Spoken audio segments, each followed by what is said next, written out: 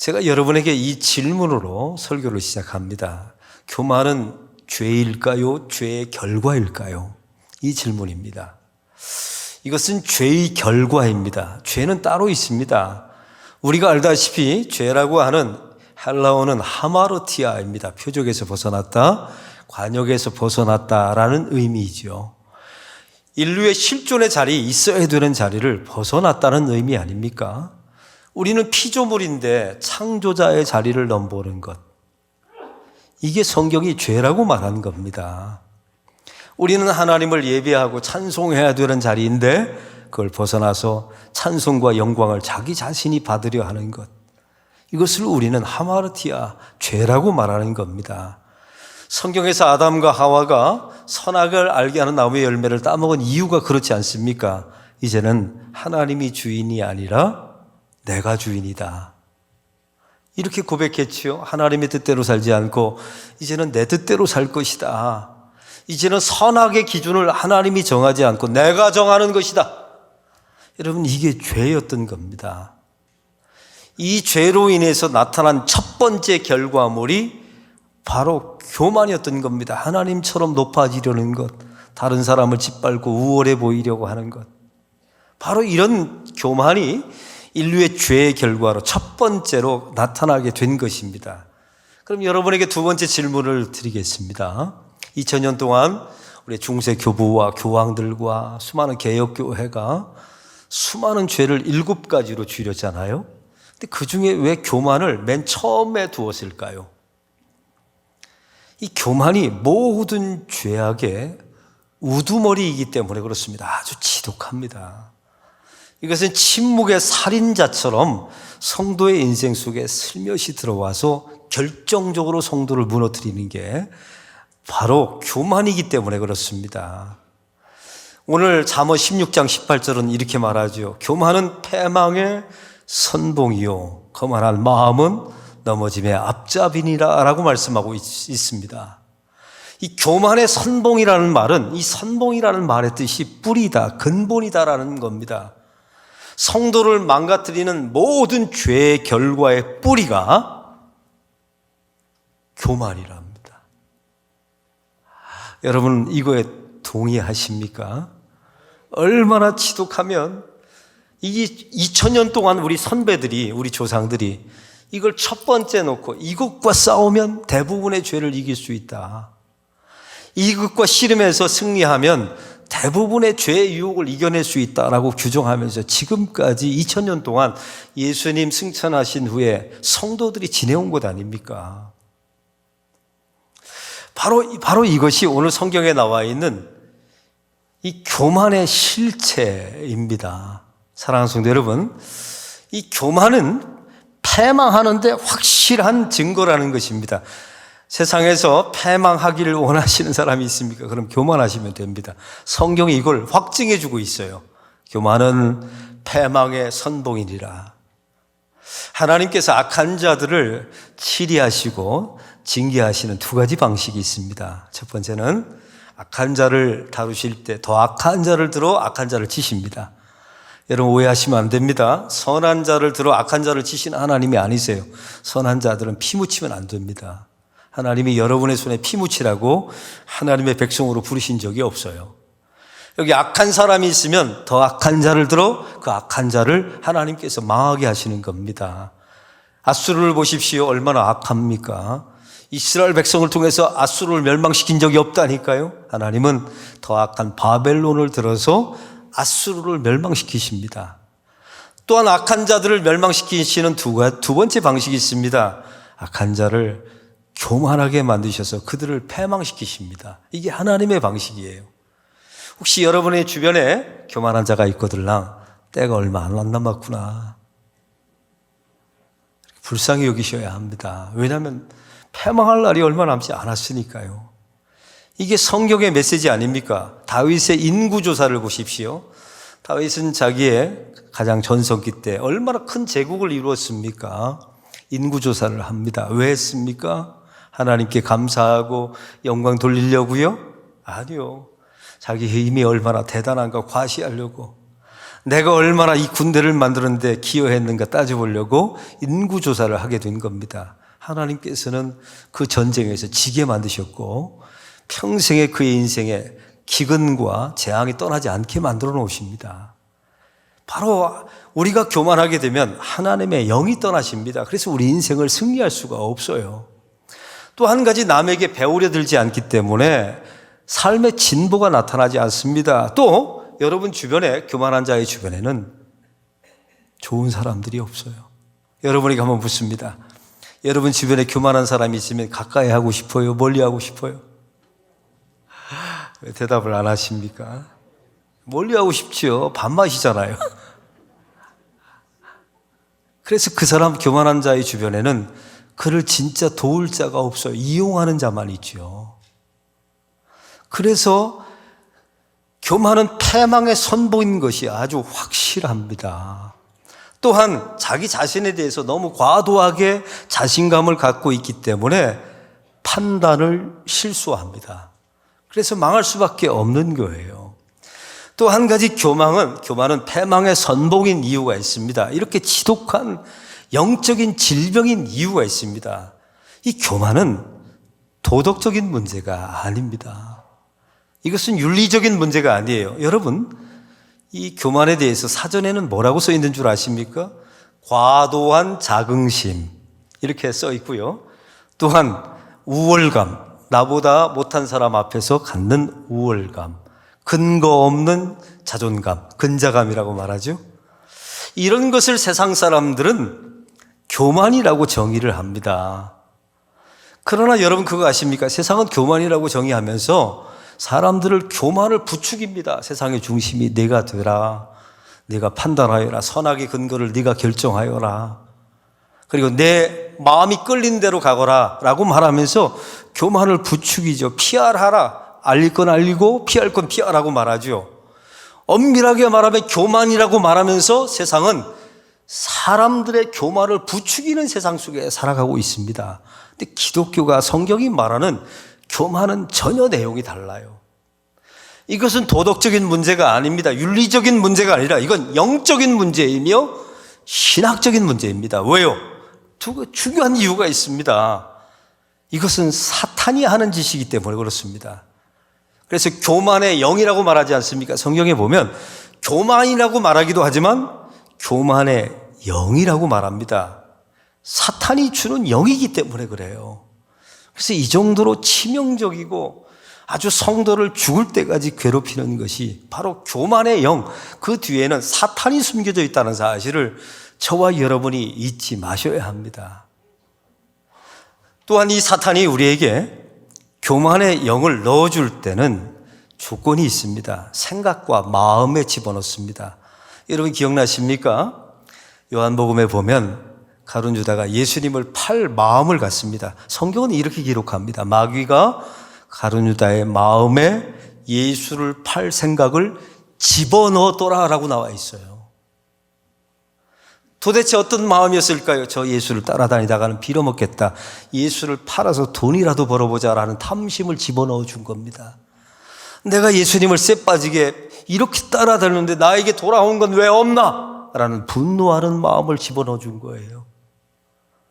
바로 교만도 마찬가지입니다. 여러분, 교만을 윤리적으로, 도덕적으로 쉽게 접근하시면 안 됩니다.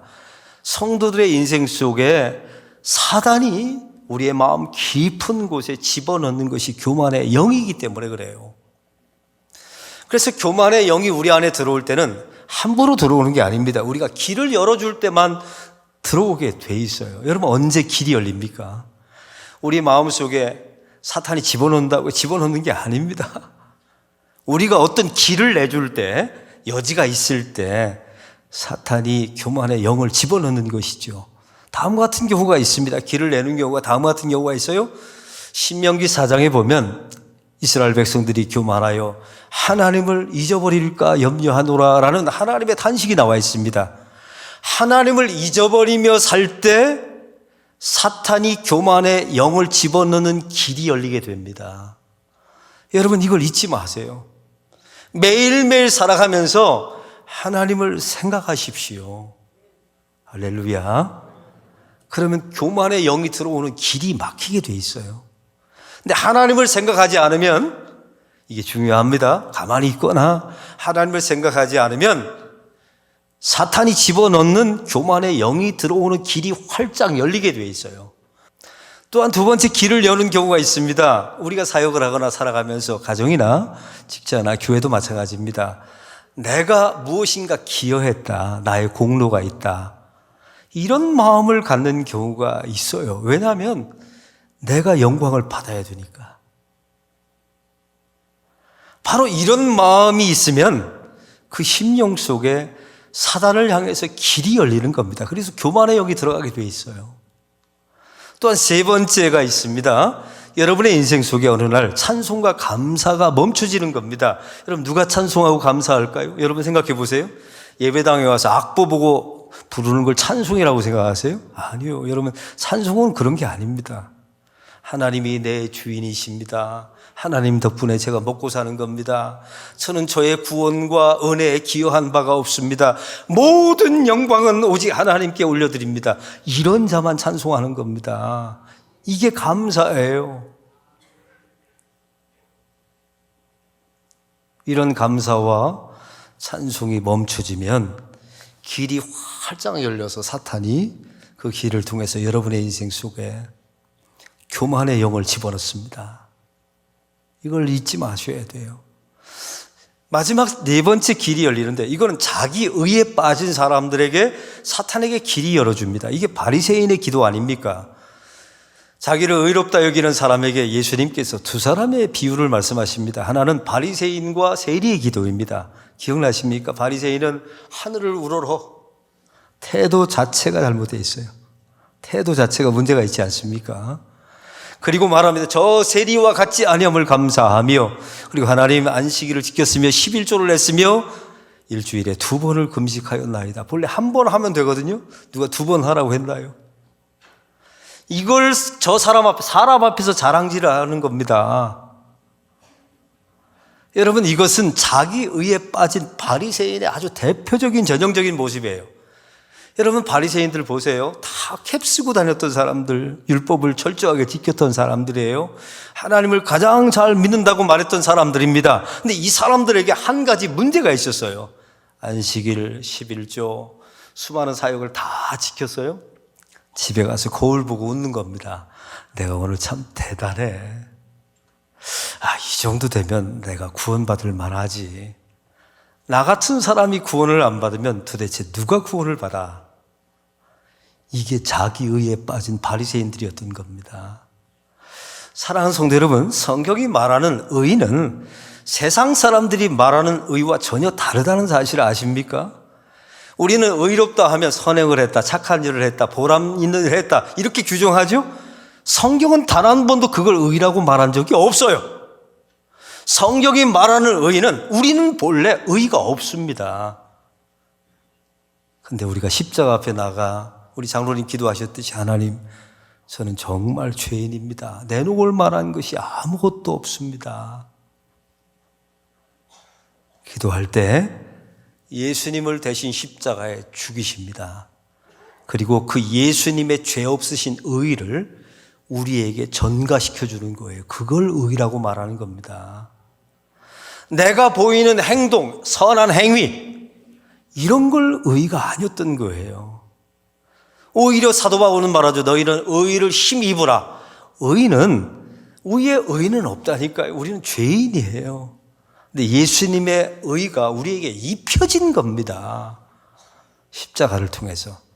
그러니 이건 내 의가 아닙니다. 예수의 의예요. 이러니 무엇을 자랑할 수 있겠습니까? 우리는 자랑할 거리가 없어요. 사랑하는 성도 여러분, 그러면 우리는 도대체 이 교만이라고 하는 이 지독한 죄의 결과를 어떻게 이겨낼 수 있을까요? 첫 번째는 우리는 항상 나는 교만합니다 라는 것을 인식하셔야 합니다. 제가 여러분에게 묻습니다. 여러분은 교만하십니까? 생각해 봤더니 별로 교만한 게 없다. 그게 교만한 겁니다. 성경은 말씀하세요. 그게 교만한 거예요. 나는 가만히 있었다고요. 그게 교만한 겁니다. 사랑하는 성도 여러분, 이건 죄인은 알게 돼 있어요. 우리가 얼마나 하나님 앞에 죄인인가, 얼마나 교만한가를 우리는 철저하게 알게 됩니다. 왜냐하면 요한복음 16장 8절은 우리에게 말합니다. 그가 오셔서, 성령이 오셔서 죄에 대하여, 의에 대하여, 심판에 대하여 우리를 징계하신다 라고 말씀하고 있습니다. 그래서 우리는 교만하다는 사실을 날마다 성령께서 우리 안에 깨닫게 하세요. 그리고 두 번째 비결이 있습니다. 이 교만을 이기는 비결, 그 뒤에는 사탄이 있다는 사실을 항상 인식하셔야 돼요. 교만의 영인 겁니다. 이건 윤리 도덕이 아닌 거예요. 그래서 우리는 아침에 일어날 때마다 교만의 영이 우리 심령 속에 들어와 있다면 저주를 퍼부셔야 돼요. 이 교만의 영에게 내가 저주를 퍼부노라.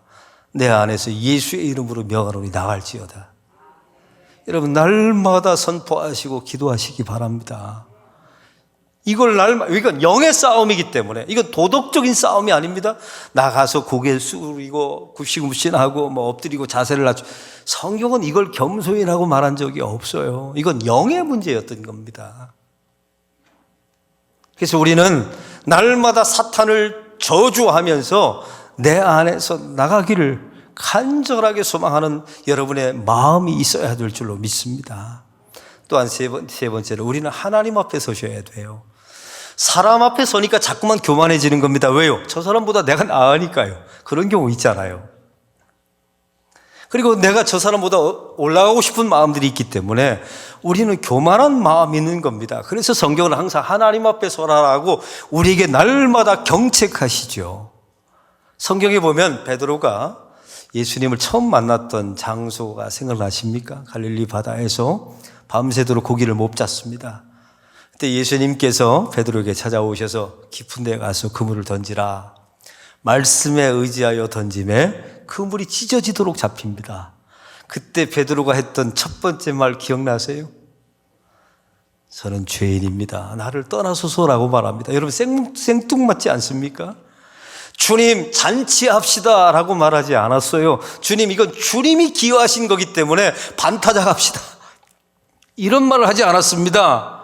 주여 나를 떠나소서, 나는 죄인입니다 라고 고백합니다. 그가 고백한 게 아니라 그 안에 있는 성령께서 그렇게 토해내게 만든 거예요. 왜요? 하나님을 만났으니까요. 베드로가 하나님을 만난 겁니다. 흠 없으신 하나님. 우리가 깨끗하다고 말하지만, 도덕적으로 산다고 말하지만 우리는 하나님 앞에 서면 죄투성이, 오염투성입니다. 이걸 하나님 앞에 서면 우리는 날마다 깨닫게 돼 있는 거예요. 그리고 우리는 어쩔 수 없이 십자가 앞에 나가게 되는 겁니다. 주님, 저의 의는 내놓을 것이 없습니다. 예수님의 의를 저에게 입혀 주옵소서. 이렇게 되어야 우리가 교만을 벗어나, 교만의 영이 쫓겨나가고 겸손의 영이신 예수의 영, 성령의 영께서 우리를 지배하는 하나님의 백성이 될 줄로 믿습니다. 여러분, 성경에 보면 예수를 믿으면 믿을수록, 나이가 들면 들수록 구원받은 백성은 진짜 변화되어지는 표징이 한 가지 있어요. 영적으로 겸손해집니다. 여러분, 무비보셋 기억나지 않습니까? 사울 왕의 손자입니다. 어떻게 다윗의 입장에서 보면 여러분 저거 아닙니까? 근데 다윗이 왕권을 차지한 후에 잔치상을, 식탁을 배설해 놓고 무비보셋, 원수의 손자를 초청합니다. 그때 무비보셋이 다윗 왕 앞에서 엎드려서 뭐라고 말합니까? 이 죽은 개만도 못한 저에게 어찌 이런 은혜를 베푸십니까? 다윗은 이 땅에 오실 예수 그리스도의 모형 아닙니까? 그 십자가 앞에서 저와 여러분이 이 죽은 개 같은 저에게 어찌 이런 은혜를 베푸십니까? 이런 단어가 한 번이라도 나오지 않았다면 문제가 있는 겁니다. 성령의 영이 있는 사람은 이게 저절로 나오게 돼 있어요. 할렐루야. 여러분, 모세의 인생을 보십시오. 무리바에서 초창기 40년 광야 생활에 하나님께서 무리바에서 바위에 물을 내라, 명하여 물을 내라라고 말씀하시죠. 이때 모세가 역정을 내면서 이렇게 말하면, 내가 너희를 위해서 물을 내랴. 무슨 자기가 내는 겁니까? 하나님이 내는 거죠. 이 모세는 굉장히 교만한 사람이었어요. 그런데 그 광야 40년을 다 겪고 나서 느보산에, 아까 사진 보셨죠? 느보산 꼭대기에서 가나안 땅을 다 하나님이 보여주십니다. 그리고 말하죠. 너는 여기서 죽으라. 그리고 무덤을 없애버리세요. 그걸 모세가 다 받아들입니다. 그의 인생은 내가 물을 내려라고 말했던 사람이에요. 내가 낸다. 이 물은 내가 내는 것이다 라고 말했던 사람이었죠. 근데 그의 인생 말년에는 보면 무덤을 하나님이 없애버리셨을 때 그걸 받아들여요. 그의 흔적을 지워버릴 때 그걸 받아들입니다. 야곱의 인생을 보십시오. 그는 정말 에서가 되고 싶은 교만한 사람이었어요. 온갖 수단 방법을 다 쓰잖아요. 그의 인생 말년에 온갖 순환을 다 겪고 죽은 줄 알았던 자기의 아들 요셉이 총리가 되어 있지 않습니까? 바로왕 앞에 야곱이 서게 됩니다. 바로가 묻죠. 내 나이가 몇이냐? 이때 야곱이 대답합니다. 저의 인생 나그네 길. 이 단어도 기가 막혀요. 나그네 길 인생이 130입니다. 험악한 세월을 살았습니다. 얼마나 겸손해집니까? 하나님의 은혜가 아니었으면 저는 여기까지 올 수 없었습니다. 이 말을 하죠.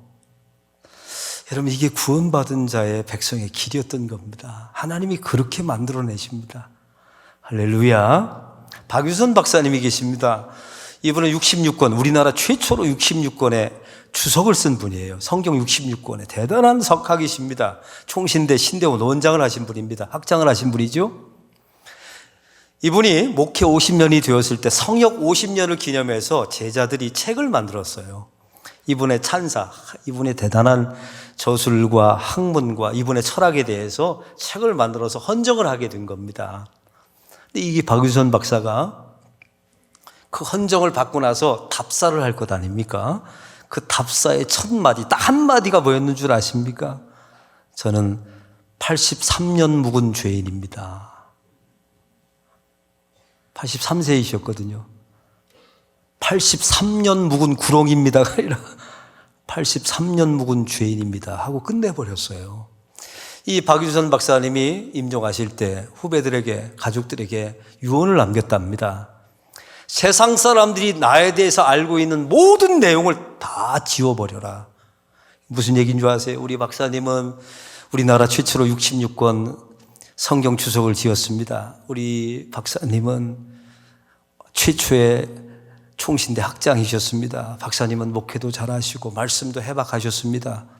이 모든 것을 지워버리랍니다. 왜? 그게 사실이 아니니까. 자기 입으로 했어요, 이 말을. 자기의 모든 이런 기록을 다 지워버리라고. 이게 구원받은 자의 모습이었던 겁니다. 사랑하는 성도 여러분, 우리 무학교회가 이런 길을 걸어가야 되지 않겠습니까?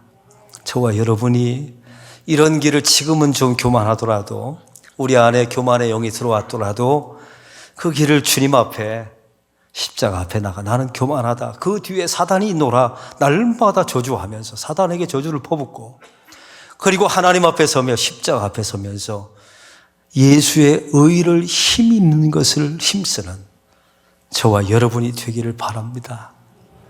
그럼 우리가 이 땅을 떠나가게 될 때 좀 근사한 모습으로 이 땅을 떠나가지 않겠습니까?